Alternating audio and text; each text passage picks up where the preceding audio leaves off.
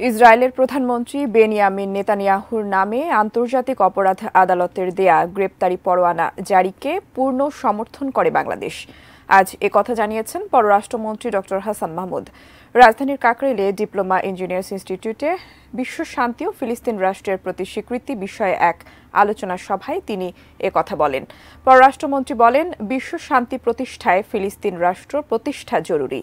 কেউ কেউ অসন্তুষ্ট হবে ভেবে বিএনপি জামায়াত ফিলিস্তিনের পক্ষে একটি শব্দ উচ্চারণ করেনি বলে অভিযোগ করেন তিনি। পররাষ্ট্রমন্ত্রী আরও বলেন, বিএনপি ও জামায়াত ইসলামী ইসরায়েলের দোসরে পরিণত হয়েছে। সবশেষে এইটুকু বলবো যে ইন্টারন্যাশনাল ক্রিমিনাল কোর্টে চিফ প্রসিকিউটর নেতানিয়াহুকে গ্রেপ্তার করার জন্য যে দাবি উপস্থাপন করেছেন সেটির পক্ষে বাংলাদেশের পূর্ণ সমর্থন রয়েছে। এখন নেতানিয়াহুর উদ্ধত্ত এমন পর্যায়ে গিয়ে পৌঁছেছে মার্কিন যুক্তরাষ্ট্রের কথাও সে শুনে না।